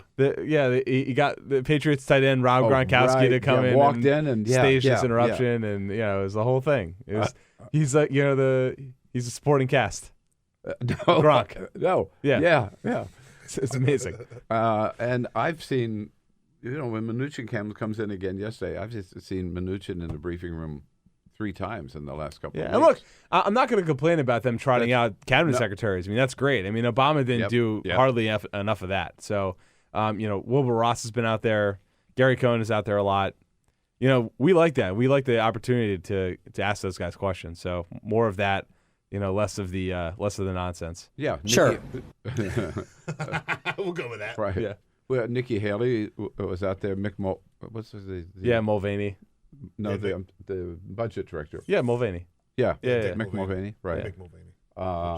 And no, that's good to bring them out to have a chance to really fire questions at them. Absolutely. Which you're right. Obama didn't do much of that, but it does seem 100 days doesn't it seem like a hell of a lot longer. Yes. It's but it's wild because 100 days really isn't that much time, and you think about President Obama was president just 3 months ago. Or 4 months ago, whatever it's been. It's hard to keep track at this point, but yeah, so it's not that much time, but it's felt like a very long time. President Trump is someone who really kind of commands your attention all of the time, and that can be exhausting. So and there's no signs of letting up either. I mean, I think now that they're pushing forward on healthcare and all this other stuff, it's going to be constant action for the foreseeable future. That's what kind of I mean, that's who he is. That's what keeps him going. They sort of have to keep filling his day with all these meetings and all this kind of stuff, and that's what it's going to be like. It's not going to change, I don't think. A final question I've got to ask you: what is your take on? President Obama resurfaces. He resurfaces this week. First of all, a little community civic involvement thing out in Chicago, and now the next one is going to a Wall Street for a $400,000 speech. Not quite the image we expected of a post-presidency Barack Obama, is it? No, in fact, I think in his final interview with Steve Kroft of 60 Minutes, he was asked about this exact subject, whether he was going to do speeches on Wall Street, and he said no. So this is a reversal. And look, I'm sort of the mind that, you know, if you're a private citizen, you can do whatever you want. But I think people still look to President Obama as a leader in the Democratic Party, and if you want to kind of break with this this notion that you're these like out of touch elites, then maybe don't do a $400,000 speech on Wall Street. No, maybe don't do that. Yeah. No, I can't believe it. I mean, it's to me it is so tone deaf. I mean, after all the problems that Hillary created for herself by giving these speeches to Goldman Sachs after she left as Secretary of State, and the president knows that really hurt her image, right? And he turns around and accepts this $400,000 speech. That's as much as a president makes in an entire year. Yeah. And more than most Americans make in their freaking lifetime. And it's almost as if he did this thing in Chicago to kind of ease the blow of the Wall Street speech, right? I know. To do something for free with kids and all that. It was a little, I don't know. So this is not supposedly is a forum where healthcare is the main topic or whatever, and so his office is defending this by saying, well, healthcare has always been an important issue to Barack Obama. So that's why. Sure, you know what? And he needs to speak about it without getting paid $400,000. Exactly, yeah. Then go up there and give the speech for free, you know? Right. Look, if the president wants to go and cash in and make money giving speeches, cool, right? That's part of the game. But, again, it's Wall Street. You can't go and do this. It's just, it is very, very tone deaf. Yeah. It's very tone deaf. Even, I'm not saying you can't pass, I'm not saying we have to have legislation to prevent presidents from doing this, but let me say, we take care of our former presidents, right? Past presidents. Yeah. We give them Secret Service protection for life and for their wife and for a while for their kids. You know, we give them money for an office, and I mean, we take good care of them, and they get a damn good pension. They don't have to go. I don't think they have to go out and prostitute themselves by giving paid speeches. And I don't care if it's Jimmy Carter or George Bush or any of them. I don't think they ought to do it. But someday we'll solve all the rest of the problems of the world. All right, Jordan, you got another big day ahead of you. So absolutely. All right, get back to work. Thanks for coming in on your way to work. Thanks, Bill. It's The Hill, thehill.com. Great publication. I even write a column for it. All right. Coming up next, Congressman Earl Blumenthal from Oregon. Governor Lepage of Maine, who, by the way, has lost a lot of weight. I knew him when he was heavy, and now I know him when he's thin, and I like him both ways, okay? Done a great job. Download our podcast, search for The Bill Press Show on iTunes, and remember to rate, review, and subscribe. This is The Bill Press Show.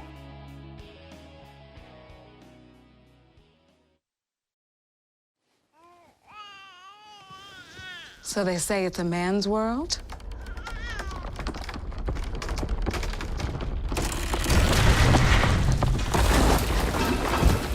Well, I don't see anybody's name on it. While they were out doing their thing, we slowly changed all that.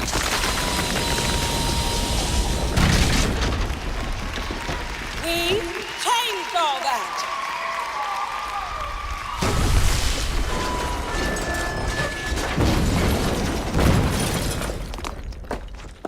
Today, women can do anything men can do. And there's one thing we're even better at.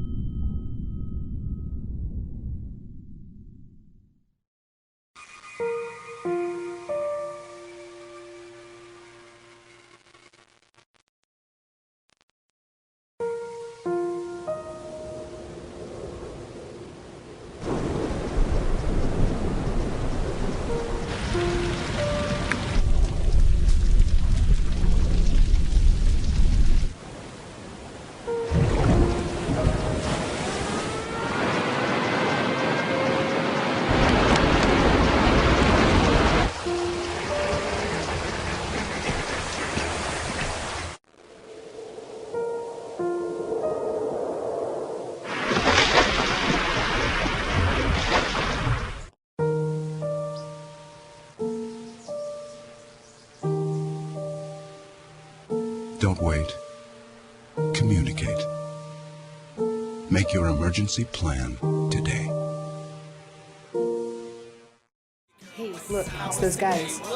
What's up? What's happening today? Let's do those pearly whites, man. Yeah. The boys, check it out.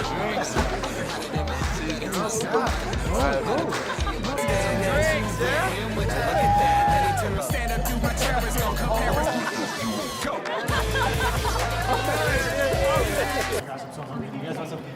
Ooh, cute. Are you good to try? I'm fine. Hey girl, what's up? What's the name? What's good? What's up? How many did you have? I should be fine. You should be. Sir, go and step out of the vehicle for me.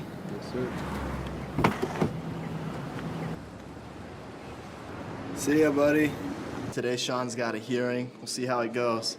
Good luck. So turns out, buzz driving and drunk driving, they're the same thing, and it costs around $10,000. So not worth it.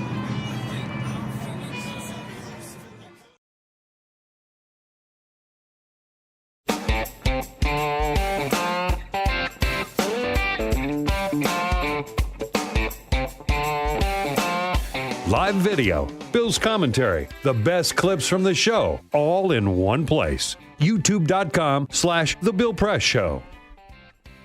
All right, on a Thursday, April 27, it is the Bill Press Show. We're coming to you live from Washington, D.C. on this Take Your Kid to Work Day. Take your child to work day, I guess we should say. And we are celebrating here. That's what Trump does. That's what he does every day. You're right. For us, it's just one day a year. For Donald Trump, it is every day. That's pretty surrounded by his family. And Peter's sons, Magnus and Gray Ogburn, are joining us this morning, which is why we're enjoying some bagels. And you know, one of my sons couldn't be here today, but one of them lives in the great state of Oregon. In Bend, Oregon, it's one of my favorite states and one of our favorite members of Congress. Our Congressman Earl Blumenauer from Oregon's 3rd, which is the city of Portland, right? Portlandia, pretty much. Portlandia. God, what a great district. Hey, Congressman, how are you? I'm terrific. All right. Nice to see you. Good to see you, sir. You've got your bicycle. You've come in to see us before, actually, in your bicycle clothes, right? Well, that's true. But since you've gone to this format with a camera, I figured I'd couth up, put a bow tie on, leave my bike helmet in the hallway there. All right. Well, you know, dressed in sports clothes or your great suit with your bow tie, it's good to see you. And you've been stirring things up. You and Maxine Waters stirring things up with the subject of the big I word, impeachment for Donald Trump. Isn't it a little too early to talk about that? Well, of course, I'm actually focusing on something else, Bill, because I am focusing on the 25th Amendment, which speaks to presidential disability. Right.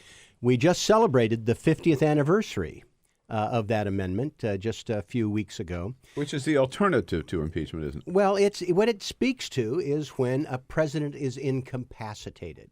And we've had, as you well know, periods in our history before, most famously Woodrow Wilson, when his wife Edith ran the country after his stroke.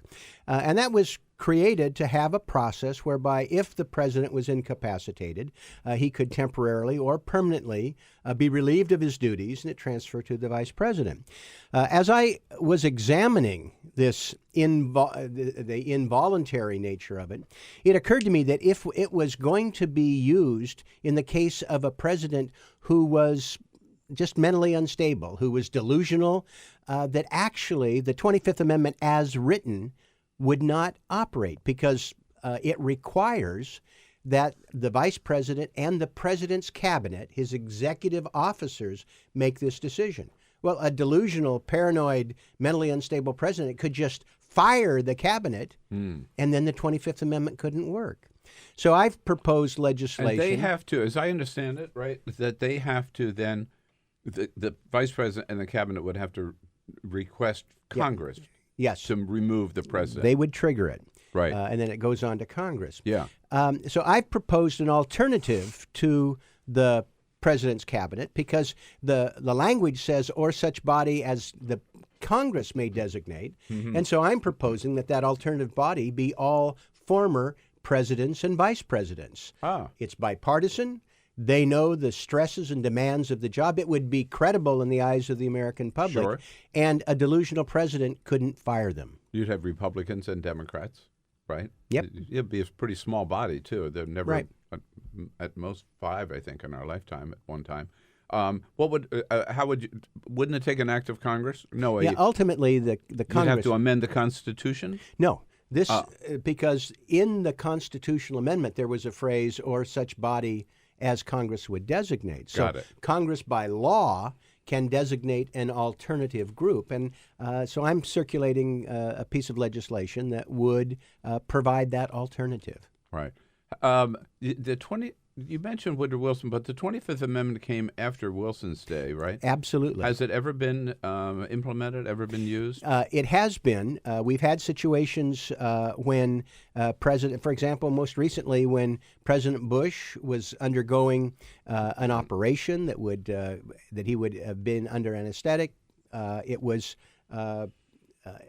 invoked so that it was clear that all the powers were transferred to the vice president at that time. There were times, actually, in the Reagan administration where some of his staff speculated about whether or not this early onset Alzheimer's had meant that he wasn't up to it, and they considered invoking it in the 80s. That's where it comes from, doesn't it? I mean, at that period? No, it was put in effect immediately after the assassination of President Kennedy. To be able to have an orderly transition, it was extensive work by the Senate Judiciary Committee that ultimately, 50 years ago, resulted in the adoption of this amendment. Right. We had a Democratic member of Congress in here a couple weeks ago who said that there is sort of an unspoken thing going on among Republicans, Democrats in Congress. Everybody understands that there is something very wrong with Donald Trump. What do you think that is? What do you think is wrong with Donald Trump? I don't know. I mean, this every day is a new facet of a troubled administration, and one doesn't know if it's an act or he is just incompetent or, tweeting in the middle of the night. It's beyond my ken in terms of watching these radical changes. He's now this week backed off of all his earlier demands, and it looks like we may keep the government open, although they're working hard to make the Affordable Care Act proposal that the Republicans had worse in order to get more votes. I don't know.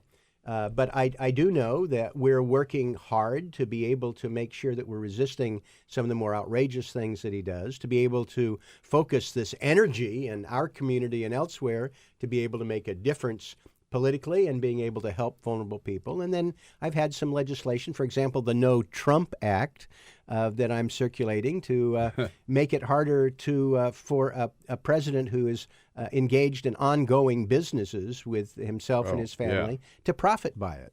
It wasn't interesting, the State Department website advertising his properties this last week? You can't make this up, can you? No. And the fact that he spent every other weekend at his property in Florida, Mar-a-Lago, that when he's in Washington, the only place he goes out to dinner is his hotel, right? And Ivanka Trump, getting the new permits to do business in China the same day she happens to be having dinner with the president of China and her daddy. No, I mean, on and on and on. All coincidence, Bill. All and coincidence. Nobody else could get away with these kinds of conflicts, but nobody seems to be stepping up to do anything. There are a couple of lawsuits pending, but... Well, I think increasingly, part of it is people have been in shock by all the stuff that's going on and trying to react to really destructive things. I think it wears thin with the American public. It's one of the reasons why he has the worst approval rating of any president in our history at this point in his term of office. And when something else blows up, when the Russian investigation or some grotesque conflict of interest is something that people can't ignore, I think some of these dominoes will fall. You mentioned health care. Help us out. What's going on with health care? So, the first attempt bombs, and then the president looked like at one time wanted to walk away from it, and then the White House says, no, we really want to get something passed before the 100 days so we can say we've repealed Obamacare. And yesterday, the Tea Party, otherwise known as the Freedom Caucus, they come out and say, okay, we finally got a bill that we'll support, and we give it our full support. What does it do, and what are the chances that they're actually going to get this done? They're going to vote on it tomorrow? Well, that's not clear. But you're right. The Freedom Caucus worked actively to take a bill that they didn't have enough votes to bring to the floor a couple weeks ago, and they've actively made it worse. They have taken provisions that that protect pre-existing conditions, that are there to make sure that the insurance people get is actually insurance. And so all the good parts of Obamacare. The things that actually make it so worthwhile, and they're undercutting it. And, of course, they include in this the provision to unwind Medicaid, which is the largest health care program in the country, which they would destabilize, that they would make a one-way trip to restrict coverage in the future. I think it's a stretch. I mean, I had conversations this morning with a couple of people we call in the governing wing of the Republican Party. Tuesday group, so-called. Well, there are people there who are grown-ups who are deeply concerned about the implications. And not all the Freedom Caucus has signed on. Maybe it's not bad enough for them. And the fact is that all the preliminary indications are, as the facts come out about what they're talking about, the public is less enthusiastic about it than they were before. So I think it's doubtful that it'll be voted on Friday. Not impossible, but having made a bad bill worse, I don't know is the formula for success. They by drawing up a bill that would appeal to the more radical members of the caucus, the Freedom Caucus, and the Freedom Caucus members themselves, they must lose some people in the middle, right? Well, it doesn't shore up that support. Yeah. And ironically, what is happening now, it's slowly sinking in that the primary beneficiaries of the Affordable Care Act were people in red states that had less insurance, less access to health care, and greater needs. And these stories are coming out with people, it could affect our coverage. And what's happening in rural and small-town America, because the Affordable Care Act has been a lifeline to those troubled hospitals, if they lose that coverage, it's deeply troubling. And my colleague, Greg Walden, who's chair of the Commerce Committee and had a hand in writing this, got an earful when he returned to his district because it's very unsettling. His district is more dependent than any in the state of Oregon, one of the most dependent in the entire country, and it would be devastating to his people. People are noticing. Yeah. That happens. He's the congressman in Bend and Hood River. And our son Mark went to the town hall in Bend, where, you're right, Greg Walden really did get an earful from the people there. And, Bend's not a big liberal stronghold. It's good. Right. It's getting bluer. Getting bluer, yes. But you've done this long enough to know that the one thing you can't do as a politician is promise your constituents something and give your constituents something and then take it away from them. And that's sort of the only option that Republicans have here when they talk about repealing and replacing. Like, they're going to have to face those constituents at some point, which is a loser. It's going to lose. Well, but we've commented here on previous visits that there is a bait and switch tactic that many of our Republican colleagues have done in the past. I mean, they talk about things that they're going to do, but they end up actually penalizing many of those constituents, people in terms of food stamp, SNAP benefits. Well, the heaviest recipients are in some of the poorest, reddest districts. This what's wrong with Kansas dynamic. But throughout Appalachia, in Kentucky, the reliance on the Affordable Care Act. And this is something that this cognitive dissonance has not met with full recognition. But I think it's starting to occur. When we look at what's happening in Kansas with there being sort of the test case for Republican slashing taxes and budgets, it's changing politics in Kansas these days. You mentioned in this context a lot of the rural voters, and Trump voters who actually benefit from the Affordable Care Act. You have been your district, and Oregon's a big agricultural area too. And you've been working on agricultural reform and the Farm Bill. I know you did with our mutual friend, former Congressman Sam Farr. Some important issues there. Moving forward, what's going on? Well, the Farm Bill is due to be reauthorized in this Congress, and the Agriculture Committee is already starting to meet. But there's a fascinating movement that's taking place around the country where people are recognizing that the Farm Bill is the most important health bill, environmental bill, economic development bill that nobody pays attention to. And in fact, that's what brought our friend Congressman Sam Farr back to town, because he was speaking at a conference about this. We still pay too much to the wrong people to grow the wrong food in the wrong places and often at the wrong time. But people are recognizing that the richest, most powerful nation on earth, which has the most productive farmland, we don't need to be in a situation where there is persistent hunger. We don't need to have farming practices that actually undercut conservation, soil quality, water quality, that we have an opportunity to reform crop insurance so it doesn't actually reward farmers to plant crops they know will fail. This is not rocket science, and there is a growing movement. In fact, there are a bunch of celebrity chefs in town on a program they call Plate of the Union, and they've developed interesting principles for conservation to reduce food waste. 40% of the food in this country is wasted. Whoa. Making it... That's ridiculous. Yeah. That is utterly ridiculous. And they've 40%. made it a drumbeat in terms of how to avoid that.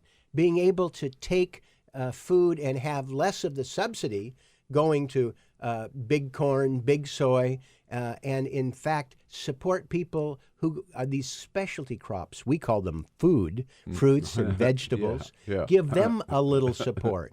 Have affordable food at farmers markets and for seniors to make it easier and cheaper for people to have healthier food. And we can do this. Yeah. Plate of the Union. Plate of the Union. They're on Capitol Hill today. What percentage of the American economy is agriculture today? I mean, we're still mainly, right, an agricultural country, or? Well, I'm not no, sure. I mean, it's still, I would say, in the neighborhood of 9% of total economic output. Some of it blurs because there's how food's processed and whatnot. It's down to about less than 2% of the population that is actively engaged in it. But we're finding that more and more people actually would like to get back to agriculture, that the average age of American farmer is almost 60. And yet there are young people that want to get in, and modern techniques, sustainable, organic agriculture allows people actually to make a pretty good living on a relatively small plot of land. So there is opportunity in urban agriculture. It's just really exciting. Right. But as you pointed out, the Farm Bill, which is so important, it's usually just nobody pays any attention to it. I mean, absolutely, it's not something you see on the cable news shows in the morning, right? No. Or the evening, and it's so important. Yeah. Part of it is because it's so hopelessly complex. Very few people. In fact, Marion Nussel, a famous professor in New York, wrote an article once because she tried to teach a class in the Farm Bill so she would understand it better. And the article's title is "The Farm Bill Drove Me Crazy." And her premise is nobody fully understands the Farm Bill, but special interests fully understand the provisions that matter to them. And that discourages ordinary members of Congress, and to say nothing of the public, to sort of get involved. And we're working to change that. So Donald Trump spoke about agriculture this week when he signed an executive order, again, asking the new Secretary of Agriculture, Sonny Perdue, to take a look at all the regulations on farms to see which ones ought to stay and which ones should not. So it didn't do anything, but again, started one of these processes. But he also lashed out at dairy farmers in Canada, who are, he says, right, ruining the lives and and crops of dairy farmers in Wisconsin. What's going on? Well, speaking of parts of the Farm Bill that are hopelessly complex, I mean, I fly back and forth to Portland every week, and I spent one flight going home just trying to understand the dairy programs. It is really a jumble. We have small producers in New England, for instance, New York, Vermont. We have large in California. We have mega dairy operations. There are challenges in terms of milk pricing. And the Canadian part of the equation is just one more complexity. It's a head scratcher. Right. Okay. Now, one of the reasons that agriculture, some people want to get back into agriculture, and agriculture may be experiencing a little boom. Are there some new crops that are now legal? One in particular, legal in the state of Oregon. You have long been a champion of. How's the pot business going? Well, we are... Not that you would personally know anything about it. But. Well, I actually have been working on this for over 40 years. I was in the Oregon legislature as a child legislator when Oregon was the first state to decriminalize marijuana. And in fact, we had the first vote, as near as I can tell, any place in the country to legalize adult use.